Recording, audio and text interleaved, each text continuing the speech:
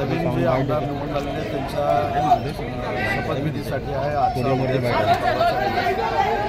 आणि मला असं वाटतं की विधानसभेच्या अध्यक्षांची निवड देखील या संपूर्ण प्रक्रियेमध्ये होणार आहे आणि मंत्रिमंडळाचा विस्तार योग्य वेळी माननीय मुख्यमंत्री आणि दोन्ही उपमुख्यमंत्री करतील याच्यावर आमचा सगळ्यांचा पूर्ण विश्वास आहे. पक्षाने खातेवाटप अद्याप झालेलं नाही आहे, त्याबद्दल काय सांगा? पक्षनिहाय खातेवाटप देखील होईल, मंत्रिमंडळाचा विस्तार देखील होईल, हे स्वतः राज्याचे मुख्यमंत्री आदरणीय देवेंद्रजींनी सांगितलेलं आहे. माननीय एकनाथ शिंदे साहेबांनी देखील सांगितले आणि अजितदादांनी देखील सांगितले.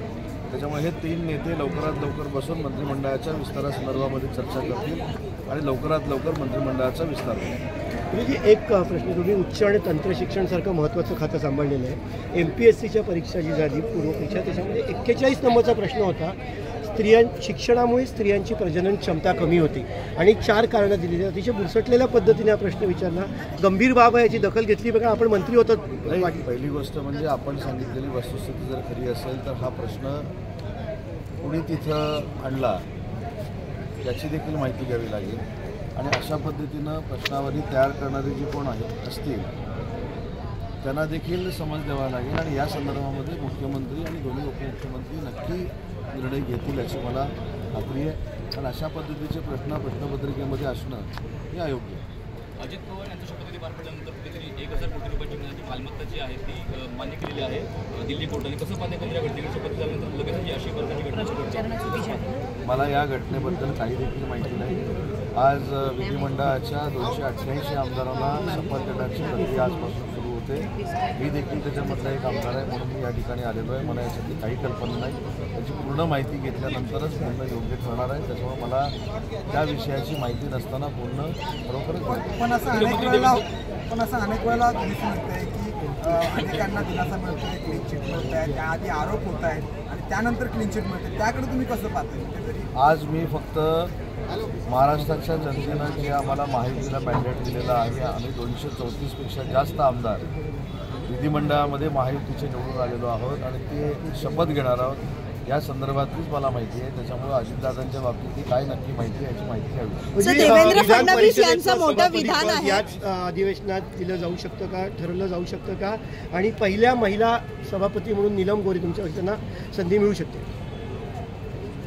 मला याच्यातली काहीच कल्पना नाही. कारण हे सगळे अधिकार शिवसेनेच्या वतीनं आम्ही एकनाथ शिंदे साहेबांना दिलेले आहेत. त्याच्यामुळे एकनाथ शिंदे साहेब या बाबतीतला निर्णय घेतील. माननीय मुख्यमंत्री आणि दोन्ही उपमुख्यमंत्री एकत्र बसून महायुती म्हणून हे निर्णय घेणार आहेत मित्र पक्षाला बरोबर घेऊन. त्याच्यामुळे हे सगळे निर्णय लवकरात लवकर होतील. देवेंद्र फडणवीस यांचं मोठं विधान आहे. त्यांनी असं म्हटलंय की आम्हाला मनसेसोबत युती करण्यास रस आहे. कसं पाहता या विधानाकडे? राज्याच्या मुख्यमंत्र्यांनी एखाद्या पक्षासोबत जाण्याचा निर्णय तुम्ही सांगता येत्या माहितीवरून जर घेतला असेल तर जाण्याची इच्छा असेल का त्यांचा नेते म्हणून घेतलेला निर्णय असू शकतो. आम्ही शिवसेना म्हणून काम करतो. या बाबतीतला देखील निर्णय माननीय एकनाथ शिंदेसाहेब हे राज्याचे उपमुख्यमंत्री आहेत, आमच्या शिवसेना पक्षाचे ते मुख्य नेते आहेत. या बाबतीत देवेंद्रजी त्यांच्याशी देखील चर्चा करतील आणि योग्य निर्णय. धक्कादायक बाब म्हणजे पश्चिम विदर्भामध्ये शेतकरी आत्महत्या वाढलेल्या आहेत आणि सर्वाधिक 317 शेतकरी आत्महत्या ज्या आहेत यवतमाळ जिल्ह्यामध्ये झालेल्या आहेत. आत्महत्येबाबत देखील काही आत्महत्या होऊ नयेत म्हणून मागच्या सरकारमध्ये आपल्याला माहीत असेल की अनेक निर्णय घेण्यात आलेले आहेत. या सरकारमध्ये देखील आत्महत्यांचं प्रमाण कमी होऊन ह्या पूर्णपणे थांबाव्यात यासाठी आम्ही काम करू आणि अतिशय कायमस्वरूपी तोडगा या संदर्भातला शेतकऱ्यांच्या बाबतीमध्ये निघाला पाहिजे आणि तो कायमस्वरूपी तोडगा निघण्यासाठी आम्ही प्रयत्नशील आहोत. 15 दिन पहले हमारी जो विधानसभा का जो चुनाव हुआ था उसमें जो चुन के आए 288 MLAs उनका पोस्ट सेरेमनी आज विधान भवन में है. 3 दिन का ये अधिवेशन है और इसमें मेरे ख्याल से विधानसभा अध्यक्ष का भी चुनाव होने वाला है. उसका भी अर्जी भरने का प्रोग्राम इसमें आया है. ये 3 दिन का अधिवेशन है. उसमें ज़्यादा से ज़्यादा 288 जो हमारे चुन के आने वाले जो आए हैं विधायक उनका वो सेरेमनी. किसका नाम विधानसभा चुनाव के अध्यक्ष? चीजें चल रही हैं, किस तरीके की बातें चल रही हैं, क्योंकि लगातार ये बताया जा रहा है कि होम मिनिस्ट्री को लेकर जो है वो शिंदे साहब जो है तत्पर हैं, उनको होम मिनिस्ट्री चाहिए. इस तरीके की हमारे सामने एक सवाल है कि ये होम मिनिस्टर के लेके सवाल खड़ा किया गया है. ये किसने बोला है, ये किसने बताया है?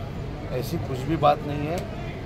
तीनों नेता बैठ के मंत्रिमंडल का विस्तार कब होगा ये तय करेंगे और जल्द से जल्द तय करेंगे और जल्द से जल्द मंत्रिमंडल का विस्तार होगा। सर विधानसभा अध्यक्ष का नाम किसका है? नहीं, वो भी तीनों नेता फाइनल करेंगे। सर मुख्यमंत्री ने इंटरव्यू देते समय